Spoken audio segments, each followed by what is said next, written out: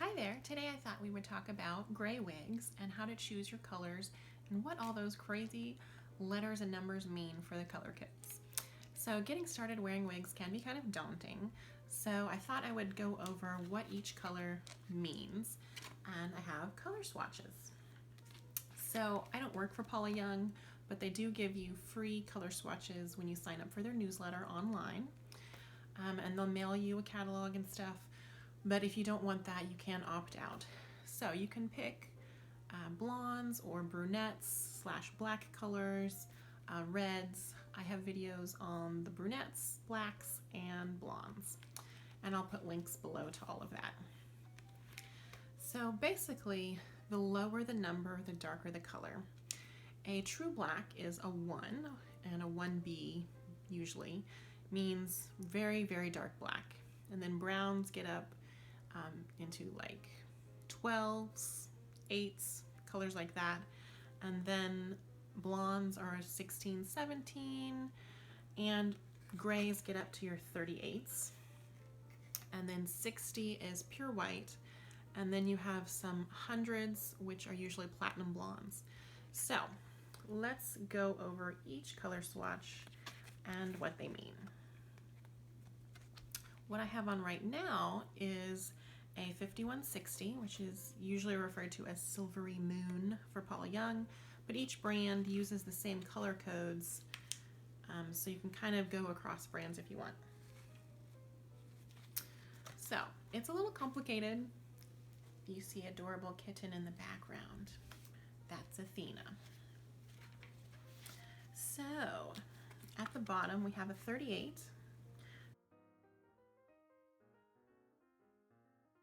And that's a light ash brown with 25% gray.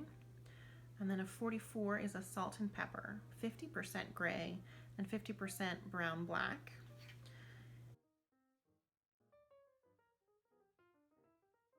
51 is 75% gray and 25% brown black. A 56 is 90% gray, sometimes called soft pewter, and 10% brown black. And then 60 is pure white.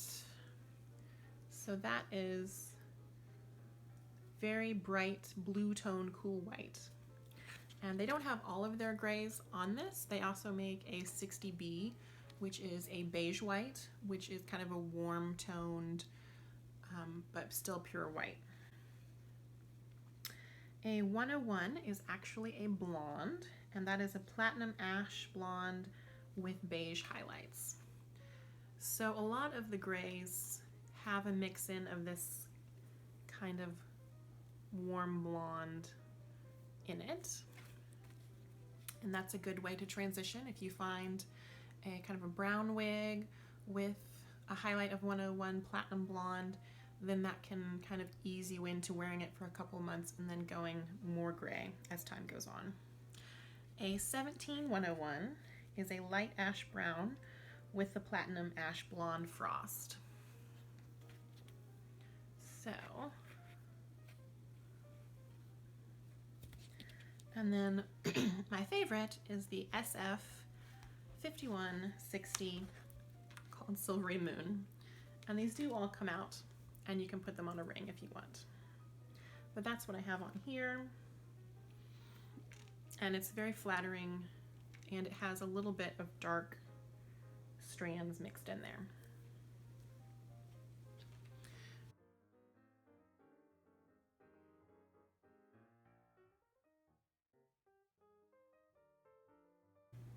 So the wig I have on right now is gray. It's kind of a mystery color because I don't have the tag on it still. But if you look at, this is a Silvery Moon 5160. It's pretty close. This is mostly a 60, which means pure white in kind of a blue tone color. But because it's a Paula Young wig, it's never going to be 100% one color for the most part, because your bio hair isn't 100% one color. You have highlights and lowlights, so there's still a few strands here and there that are darker. gray, and so I'll kind of zoom in so you can see that.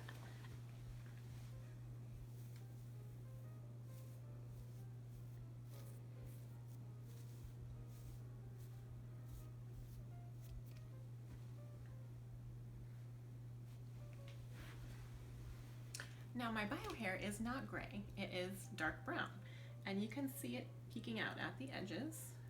So if you are trying to wear a gray wig and your hair is not at all gray, then you want to get an extended nape. This is not an extended nape, this is normal, but an extended nape comes down an inch or two more in the back to help hide your own hair. And then I just have to make sure that I have this kind of brush forward to hide the edges of my own hair. Now if you get a more mixed color, then you wouldn't have to do that because often your hair underneath is darker than your hair on the top. And that brings me to SF 5160. What does the SF stand for? That stands for Salon Frost, meaning it is lighter at the top and a slightly darker at the bottom. It's not a rooted wig, because those would say rooted whatever color it happened to be, and that would mean you would have a dark root as if your highlights were growing out. That's less common in traditional gray wigs, but as gray is getting more popular, you can find gray and silver with a root, and even a really long, long rooted, like several inches, as young people try to experiment with kind of fun colors of hair. So definitely experiment and try it out. It's a lot of fun with wigs, so don't be afraid to get started, and it can really give you a boost of confidence. So this is Spring Honey by Noriko. It is not a gray wig at all, it is a blonde wig. So if you're trying to start out, look for wigs that might have a little bit of blonde. So if you hold them right next to each other, it's a big difference, but if you don't, then you can at first glance start to transition by using blonde highlights. And I happen to have a wig that is 38. So if you look at it really closely, you can see it's mostly kind of a pewter brown, and then every once in a while there is a strand of gray. So kind of a beginning color for if you're going to transition to gray wigs. This happens to be Emily by Paula Young. And then I also have further up the spectrum, and I've done a review on this topper and a wig in a similar color, Silvery Moon, which is SF 5160. Which is a much lighter, predominantly pure white with a little bit of 75% gray, 25% brown black, which is the 51, and then the 60 is the pure white. Just to let you know, this is indoor lighting, but I do have a window right here. So all of these colors are a little more light and bright than they might be in a normal kind of office indoor setting. And then we'll also go outside to look at the color swatches in the sunlight.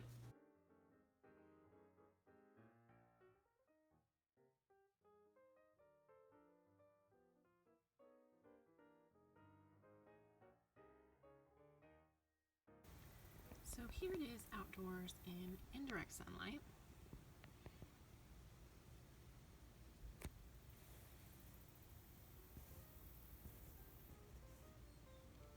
And then this is the brown wig that I normally wear, just as a comparison.